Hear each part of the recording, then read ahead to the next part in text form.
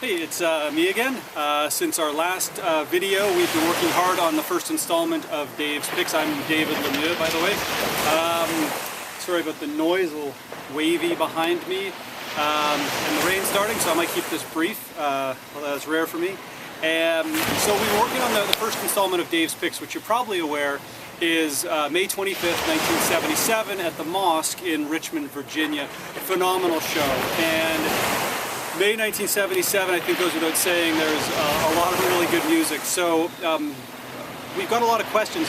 I think you might remember, if you watched the last one, I put it out there that we do honestly, sincerely welcome and encourage your suggestions. You could email me at vault, as in tape vault, V-A-U-L-T, @dead.net, and I'll get it. And if I'm not too inundated, I'll generally respond. But one of the big questions is, how do we pick? How do we get down from 1600 or 1700 shows? How do we bring that down to one show that we've settled on for release? That's a great question. A lot of people do ask. So the general process is that we select the era we want to do. We want to do, let's say, the late 80s. We want to do May 77, for example. And one thing, kind of the overarching thing, is we do look at our recent past to make sure we're not repeating ourselves in terms of the version of the band. And here I'm saying this when the last road trips was 1976 and this is 77, which means the exact same version of the band, which I call the Keith and Donna with Mickey band. But generally we try not to do that with two releases in a row. So if we did a Keith and Donna with Mickey, we might try and do a Pigpen and TC show as we do with the Big Rock Powwow in May of '69. Might try and do a Brent show, may try and do a Vince show alone, a Vince with Bruce. There's so many configurations of the band, we just generally try not to repeat them. So even if they're only a year or two apart, they can be a drastically different version of the band. So that's kind of the first thing we try to do.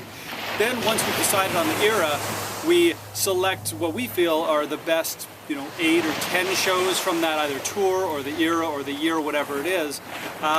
We check all that out.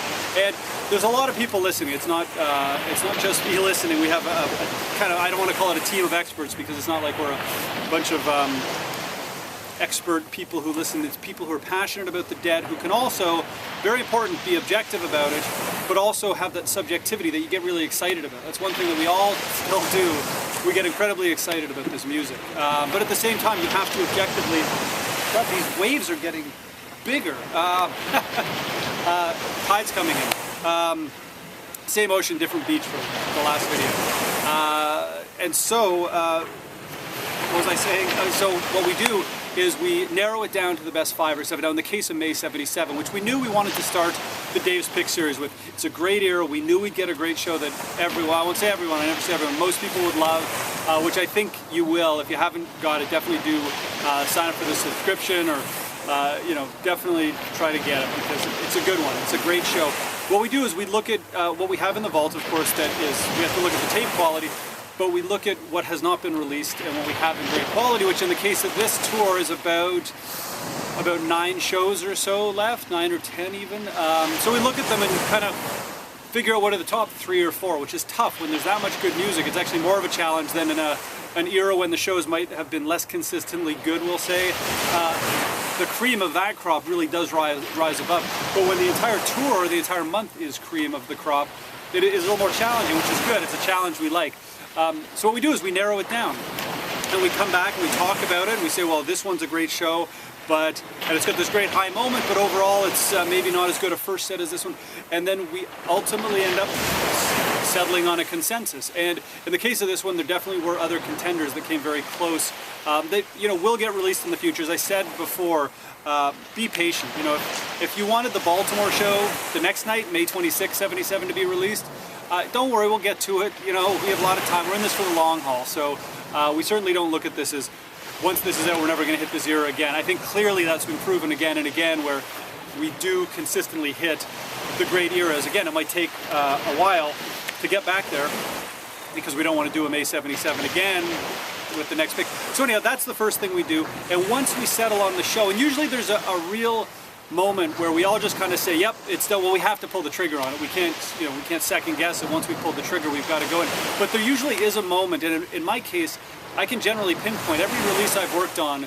that has been picking a show or whatever that is, or picking a version of a show, I can pinpoint the exact place and moment I was when I picked that version.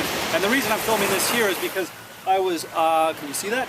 I was on some of those rocks with headphones listening to this mosque show, this Richmond, Virginia show.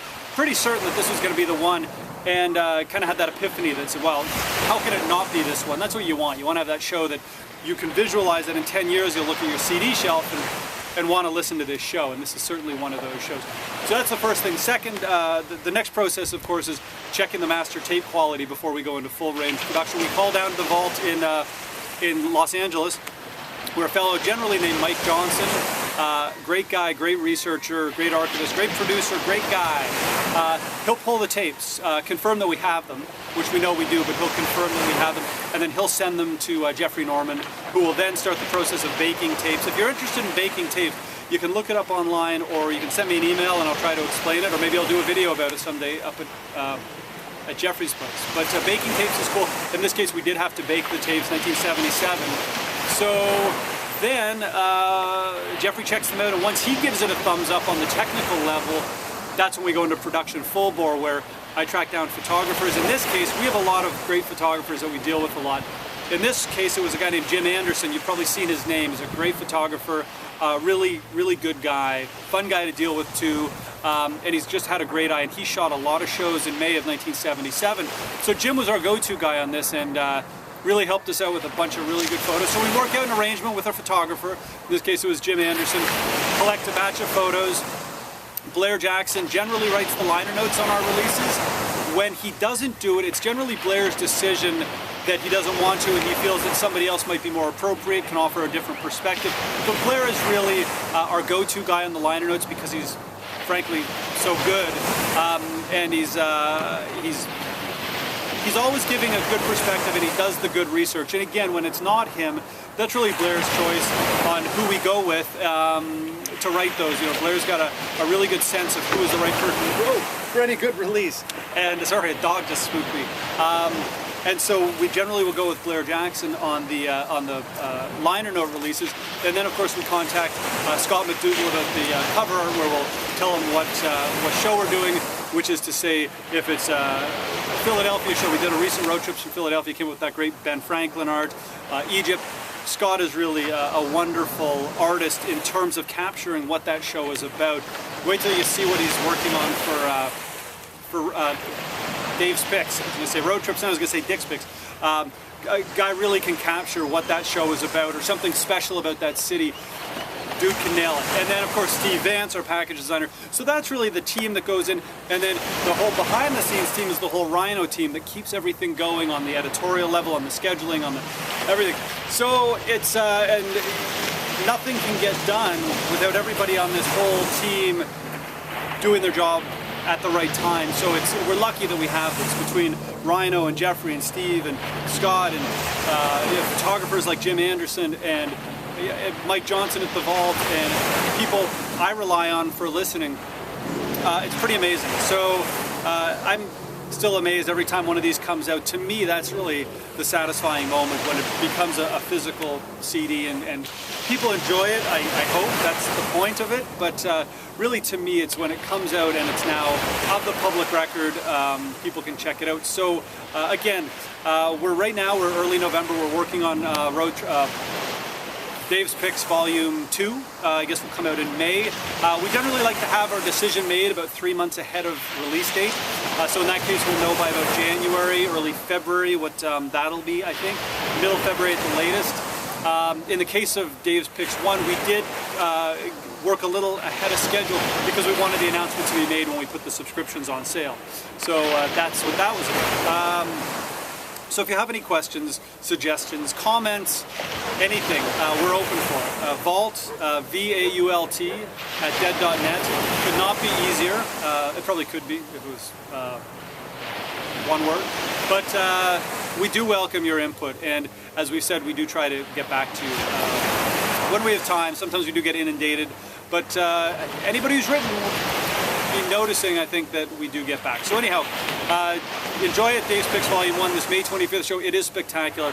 There's a version of the other one that splits with Warfrat back into the other one.